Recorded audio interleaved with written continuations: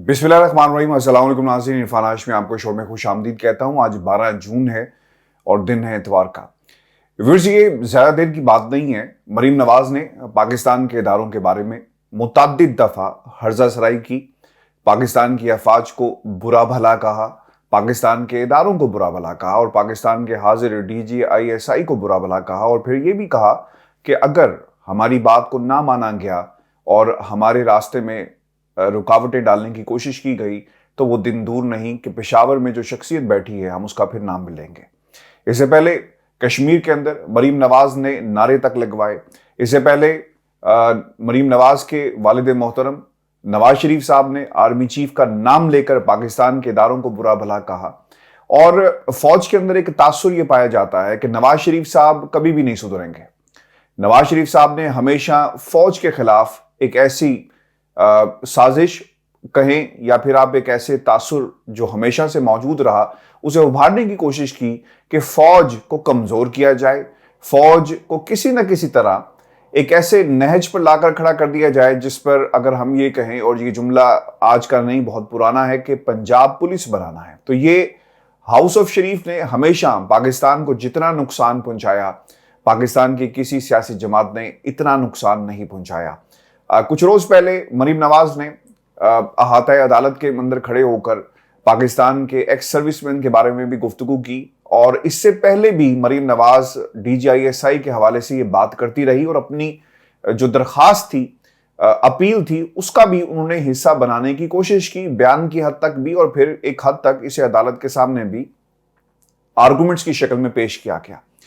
कुछ रोज पहले एक बयान जारी किया गया मरीम नवाज की तरफ से। मरीम नवाज ये कहती हैं कि पाकिस्तान के एक सर्विसमैन, उनके तमगे उनसे वापस ले लिए जाएं, उनसे वो तमाम एजाजात जो पाकिस्तान की सरबुलंदी, सालमियत और दिफा के नतीजे में उनको दिए गए, वो उनसे वापस ले लिए जाएं। क्योंकि अगर आपने सियासत के अंदर रहना है तो यकीनन आपको अपना किरदार जो है उसे न्यूट्रल करना पड़ेगा। ये उनकी उस गुफ्तगू का एक क्रक्स था जो उन्होंने अपनी अहाता अदालत के अंदर खड़े होकर एक पैगाम दिया। अब लफ्ज उन्होंने न्यूट्रल इस्तेमाल नहीं किया, लेकिन वो ये कहती थी कि आप सियासत में आना चाहते हैं तो फिर आपको उन तमगे जितने और जो एजाजात दिए गए उनसे आपको हाथ धोना पड़ेगा। व्यूअर्स, उस बयान के अंदर उन्होंने ये भी कहा कि मरात वापस ली जाएं। अब मरात वापस लेने की बात है, एजाजात वापस लेने की बात है। और फिर इंटरेस्टिंग फैक्ट इसमें यह था कि किसी के कहने के ऊपर, अब ये हाथ इमरान खान के पीछे कौन सा है, इसकी भी इन्वेस्टिगेशन होनी चाहिए। क्योंकि हाथ तो आपके पीछे है अपने वालिद मोहतरम का, अपनी जमात का, जिसे आप घर की एक कंपनी के तौर पर चला रही हैं और उसकी CEO बनकर पाकिस्तान के सियासी मंजरनामे के ऊपर आप उभरी। तो व्यूअर्स, ये मरीम नवाज का एक बयान था और ये बयान उस वक्त क्रिटिसाइज भी हुआ। उस वक्त उसकी एक अपनी सियासी जो पैराए में इसको देखा गया कि मरीम नवाज इदारों को घसीट रही हैं। और ये पहली दफा ऐसा नहीं हुआ। मरीम नवाज ने हमेशा ये किया कि कोई मौका हाथ से जाने नहीं देती। जैसा लोग सोशल मीडिया के ऊपर लड़ते हैं, दस्तों गिरबा हो जाते हैं, तो इनके बयानात, इनकी प्रेस कॉन्फ्रेंसेस के अंदर भी आपको एक ऐसा ही तासुर मिलेगा कि आपने इदारों को कैसे लड़ाना है। वो लोग जो अपने हक की बात करते हैं या अपनी फ्रीडम ऑफ एक्सप्रेशन, इजहार राय की बात करते हैं, चाहे वो पाकिस्तान के किसी भी इदारे से ताल्लुक रखता हो, तो आप उसे गद्दारी के जुमरे में लाकर खड़ा कर देते हैं। तो मरीम नवाज ने हमेशा ये किरदार अदा किया। अभी सब कुछ हुआ ही, इसको तनकीद की बड़ी जबरदस्त क्रिटिसिज्म भी मिला और लोगों ने यहां तक कहा कि मरीम नवाज डॉन लीक्स के किरदार उनके साथ अगर खड़े होंगे और अफवाज पाकिस्तान के खिलाफ जिन्होंने हमेशा काम किया, बयानात दिए, साजिशें की, तो फिर उनसे इससे ज्यादा की उम्मीद नहीं की जा सकती। व्यूअर्स, इंटरेस्टिंग फैक्ट ये था कि अब अफवाज पाकिस्तान के इदारे ने एक एक्शन लिया है। और ये एक्शन क्या है, ये मैं आपके सामने इसकी तफसीलात रखता हूं कि फौज मुखालिफ मुहिम, मेजर जनरल समेत 5 साबिक अफसरान की पेंशन मरात वापस कर दी गई। और इससे पहले फौज के अंदर हमने ऐसी कार्रवाइयां भी देखी जहां पर लोगों के कोर्ट मार्शल भी हुए और अगर वो अपने जो हल्फ है उसके बरखिलाफ कोई काम करते हैं तो यकीन फौज या पाकिस्तान का कोई इदारा जिस तरह ये हक महफूज रखता है, फौज के अंदर भी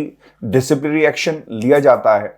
اور یہ ہمیشہ سے ہوتا رہا. لیکن اب آواز اٹھانے کے اوپر اور جس طرح یہ کہا گیا کہ یہ ایک فوج مہم چلائی گئی، اس کے نتیجے میں سب کچھ کیا گیا. 5 سابق افسران کی پینشن اور مراد واپس لے لی گئی ہیں.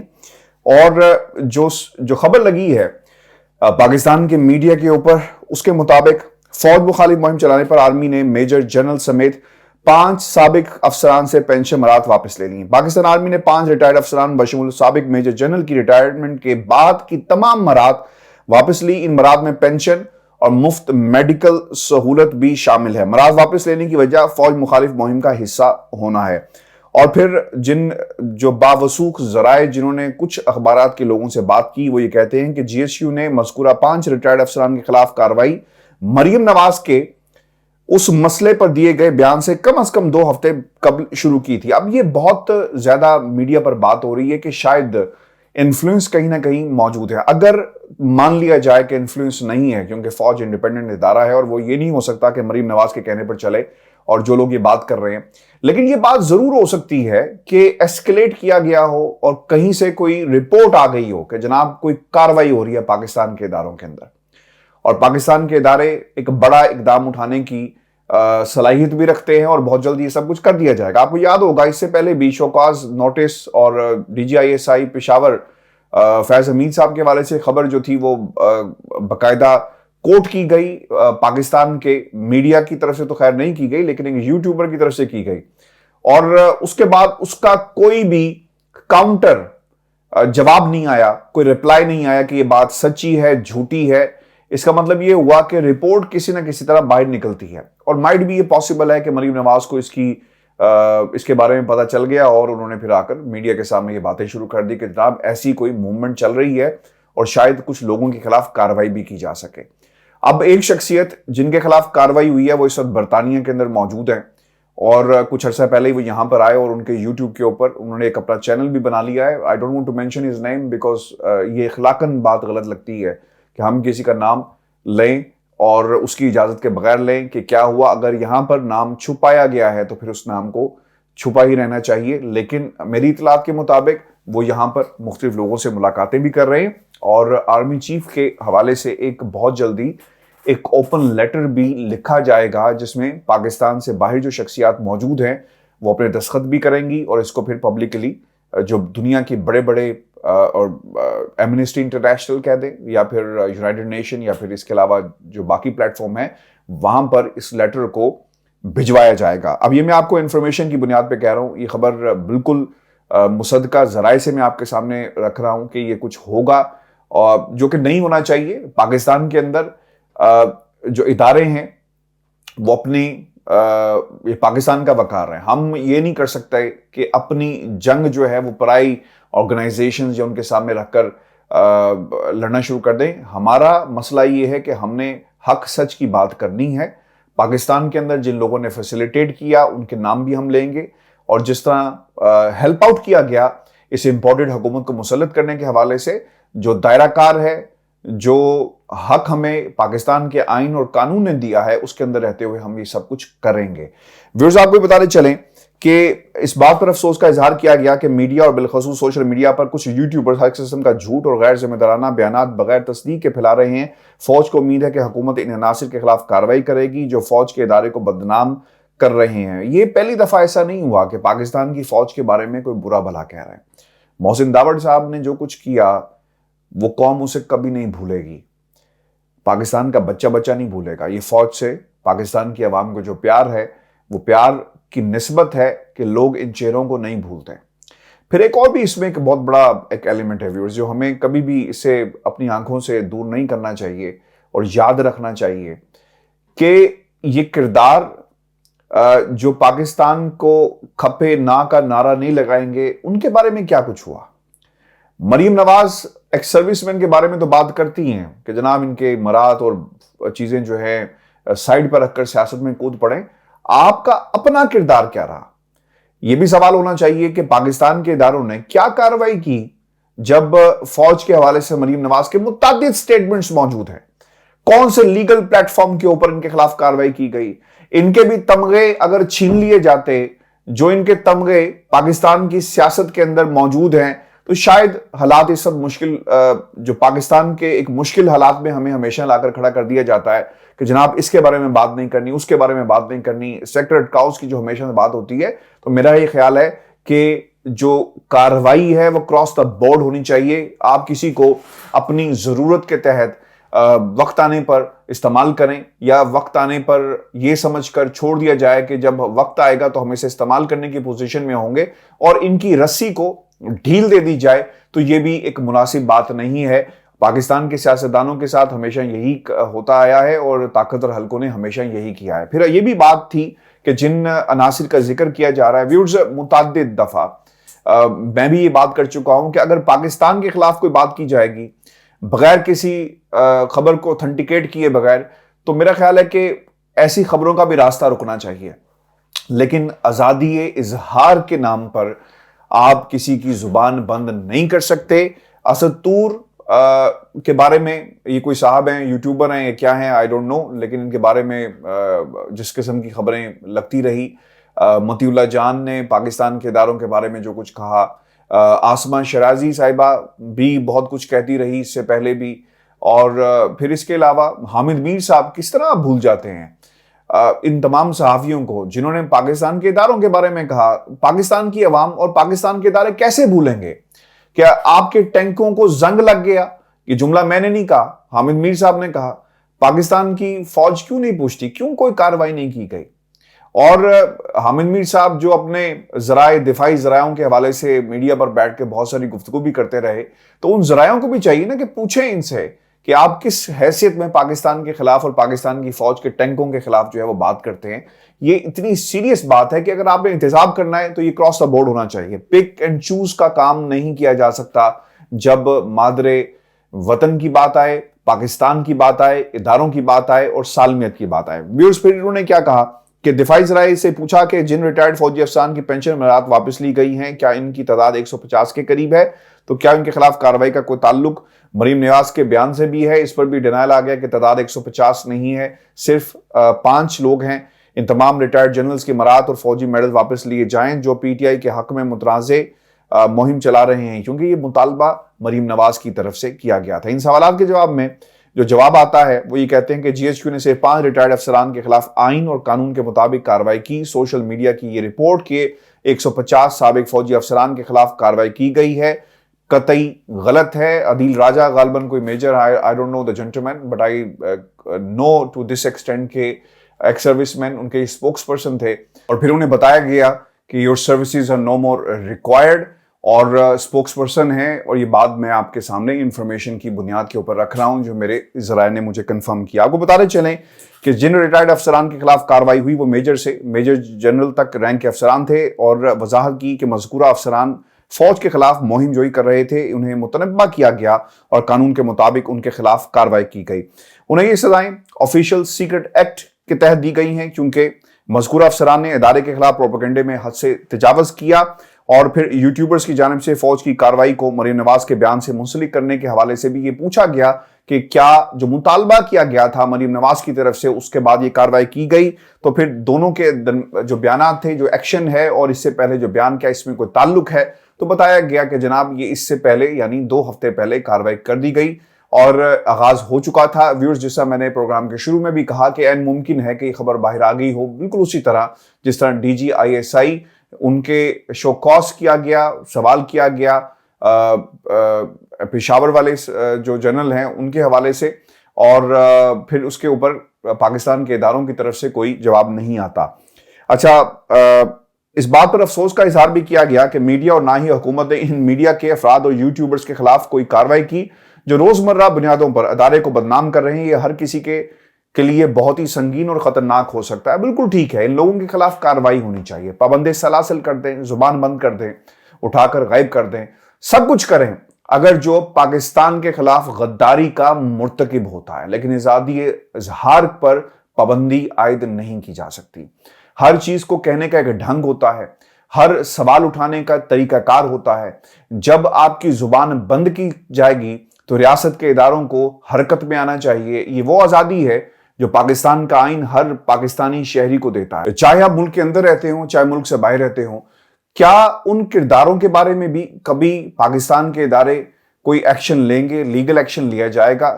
جو جھوٹ پر مبنی خبریں پھیلاتے ہیں، کیا ایکشن لیا گیا اسد طور کے حوالے سے؟ کیا ایکشن لیا گیا مطیع اللہ جان کے حوالے سے؟ کیا ایکشن لیا گیا ابصار عالم کے حوالے سے جنہوں نے پاکستان کے اداروں پر الزام لگایا؟ کیا ایکشن لیا گیا حامد میر کے حوالے سے؟ یہ بھی بہت سنجیدہ سوالات ہیں جس کا جواب پاکستان کے اداروں کو ضرور دینا چاہیے۔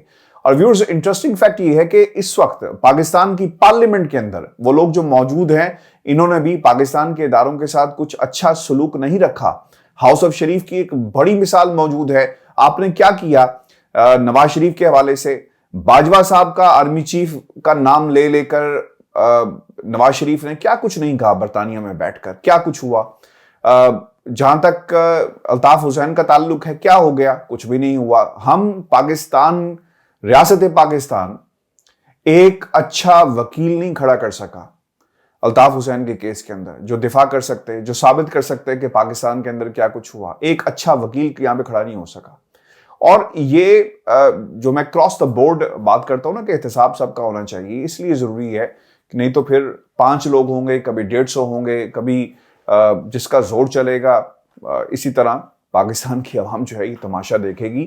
آج مریم نواز کی وہ سٹیٹمنٹ مجھے یاد آئی، اور جب میں نے یہ خبر پڑھی تو میں نے سوچا کہ یہ کچھ چیزیں جو ہے میں آپ کے ساتھ شیئر کروں۔ ویورز، انٹرسٹنگ فیکٹ اس میں یہ ہے، میری آج کچھ بہت ہی با اثر لوگوں سے جن کا پاکستان کے طاقتور حلقوں سے بلکہ بہت گہرا تعلق ہے اور ڈیسیژن میکرز میں سے سمجھے جاتے ہیں، انہوں نے مجھے ایک بات بتائی کہ اس وقت فوج تھوڑا سا پریشان ہے، اور پریشانی کا عالم یہ ہے کہ ان کے خیال میں جو یہ تمام امپورٹڈ حکومت اور جتنے بھی 13-14 جماعتیں اکٹھی ہو کر بیٹھی، ان کا یہ خیال تھا، یہ ان کی اسیسمنٹ تھی۔ پہلی اسیسمنٹ جو غلط ہوئی وہ یہ تھی کہ عمران خان کے ساتھ لوگ جو ہیں وہ باہر نہیں نکلیں گے، لیکن ایک ایسی اوور ویلمنگ میجورٹی سڑکوں پر آ گئی اور عمران خان کی مقبولیت کا گراف بڑھنا شروع ہو گیا۔ اچھا، اس حوالے سے بھی وہ یہ کہتے ہیں کہ اگر عمران خان صاحب الیکشن جیت کر واپس آ جائیں تو ویلکم کیا جائے گا، اور اس میں کوئی دوسری رائے نہیں ہے۔ دوسری چیز جو بڑی امپورٹنٹ ہے، جو وہاں پر اسیسمنٹ دوبارہ غلط ہوئی، وہ یہ تھی کہ تمام جماعتیں اکٹھی ہوئی، اسیسمنٹ یہ کی گئی کہ یہ سارے تھوڑی دیر کے لیے بیٹھیں گے، پھر ناراض ہو جائیں گے، پھر ان کے اپنے مسائل کھڑے ہو جائیں گے۔ بعض لوگ اب یہ کہتے ہیں کہ شاید طالبان کے معاملے کے اوپر ایک تفریق پائی جاتی ہے، چونکہ آصف علی زرداری اور ان کی جو ایگزیکٹو کمیٹی کے لوگ ہیں وہ یہ کہتے ہیں کہ اس معاملے کو پارلیمنٹ میں لے کر جائیں۔ کیوں فوج اسٹیبلشمنٹ ڈائریکٹلی طالبان سے جو ہے مذاکرات کر رہی ہے، اور اس کے اوپر شہباز شریف صاحب کمزور ہیں ہمیشہ کی طرح، اتنی حیثیت نہیں ہے، نہ اتنا قد کاٹ ہے کہ یہ خود فیصلے کر سکیں۔ وہ کبھی اسلام لندن کی طرف دیکھتے ہیں اور پھر کہیں اور دیکھتے ہیں، تو کہیں نہ کہیں خلیج پیدا ہو رہی ہے آہستہ آہستہ۔ لیکن اس کے باوجود جو اسیسمنٹ تھی جس کی طرف میں اشارہ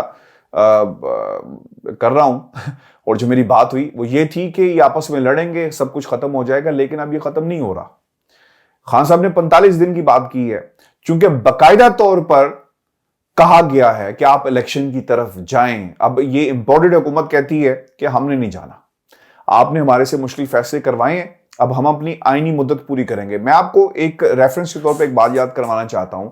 رانا ثناء اللہ نے، میں نے یہ متعدد دفعہ اپنے پروگرام سے بات کوٹ کیا، لیکن یہ انفارمیشن کی بنیاد پہ، اور اس سے آپ کو ایک انڈیکیٹر تھا جو سمجھنا چاہیے کہ اگر آپ نے ہمیں زیادہ تنگ کیا تو ہم عوام کی عدالت میں چلے جائیں گے۔ یہ رانا ثناء اللہ صاحب کہہ رہے ہیں۔ رانا ثناء اللہ کی کیا اوقات ہے کہ وہ یہ بات کر سکے؟ یہ پیغام اوپر سے دیا شہباز شریف نے بھی نہیں بلکہ نواز شریف نے کہ ان کو کہہ دو تاکہ چیک کیا جا سکے، ووٹرز کو ٹیسٹ کیا جا سکے۔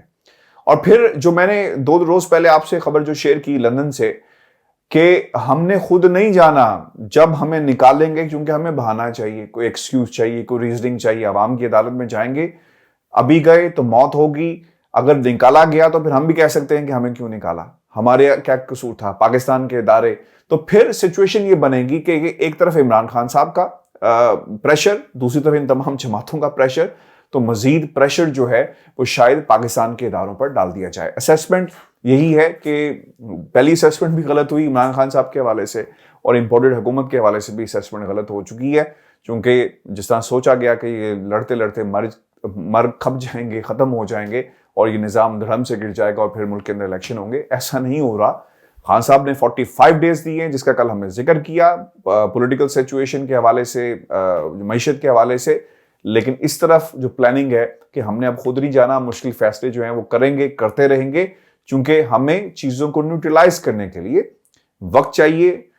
लोगों को ये जो महंगाई का हमने इन पर तूफान और ये जो क़यामत बर्पा की है, अब इससे निकलना कैसे है, एहसास कैसे दिलाया जाए, क्योंकि अगर अब ये लोग इलेक्शन में चले गए और ये बड़ा स्ट्रांगली एक message across the board convey किया गया है, फिर शायद मुश्किल हो जाएगा बाउंस बैक करना इन 13-14 जमातों का इमरान खान के मुकाबले में। लेकिन व्यूअर्स, इंटरेस्टिंग फैक्ट, ताकतवर हल्के भी ये मानते हैं कि उनसे असेसमेंट गलती हो गई है, और एक इमरान खान ने देखें कितने इस पाकिस्तान की कितनी जमातों को और जिनसे हुकूमतें बनती हैं, बिगड़ती हैं, इन सब को एक दफ़ा हिला कर रख दिया।